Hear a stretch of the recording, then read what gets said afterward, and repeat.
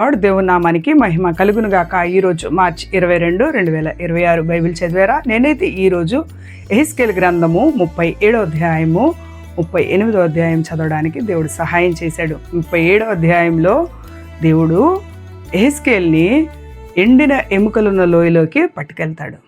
యెహెజ్కేలు, ఇవి మళ్ళా జీవం పొందుకుంటాయని నువ్వు అనుకుంటున్నావా అని అడిగితే యెహెజ్కేలు అంటాడు, ప్రభువా యెహోవా, అది నీకే తెలియను అని చెప్తాడు. ఎండిన ఎముకలను సహితం లేపగలిగిన మన దేవుడు మనకున్నాడు. అయితే యెహెజ్కేలు వీటికి నరములు వచ్చి వాటి మీద మాంసము అలాగే చర్మం వచ్చినట్లుగా నువ్వు ప్రవచించు అని చెప్తే యెహెజ్కేలు ప్రవచిస్తాడు.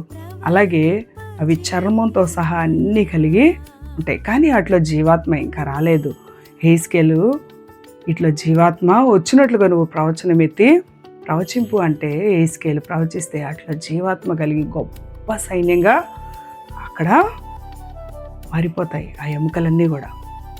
ఎండిన ఎముకల్లో సహితము జీవాన్ని కలగజేసిన మన దేవుడు ఎండిన బ్రతుకులను సహితము చిగురింపజేయగలడు. ఆమేన్.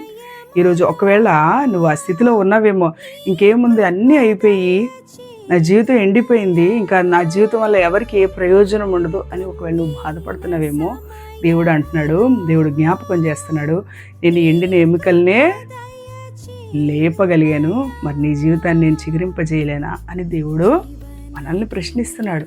మనం ఏం చేయాలంటే, ప్రభువా నా ఎండిన జీవితంలోనూ ఒక నూతన క్రియ చేయగలవని నేను విశ్వసిస్తున్నాను అని దేవుడి దగ్గర చెప్పుదాం. దేవుడు ఖచ్చితంగా యెహెజ్కేలు కళ్ళ ఎదుట చేసిన గొప్ప క్రియని మన కళ్ళ ఎదుట కూడా ఆయన చేయగలుగుతాడు. ఎండిపోయిన మన జీవితాలే దానికి ఒక నిదర్శనంగా మారబోతున్నాయి.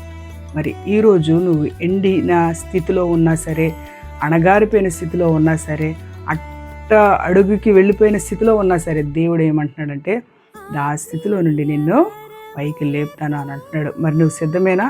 దేవుడు మన ఎండిపోయిన జీవితాన్ని చిగురింపజేయడానికి ఆయన చాలా ఇష్టపడుతున్నాడు. అయితే మనం నమ్మిక కలిగి ఉండాలి. యెహెజ్కేలు నమ్మిక కలిగి దేవుని సన్నిధిలో ఆ ప్రవచనం ఎత్తినప్పుడు ఆ ఎండిన ఎముకలు జీవాత్మ పొందుకొని లేచి నిలబడడం చూశాడు.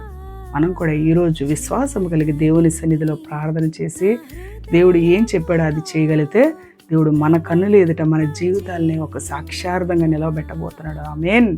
అనేకుల ముందు మనల్ని ఒక సాక్ష్యంగా నిలబెట్టబోతున్నాడు. అందును బట్టి దేవుని స్తుతిస్తూ ముందుకు వెళ్దాం.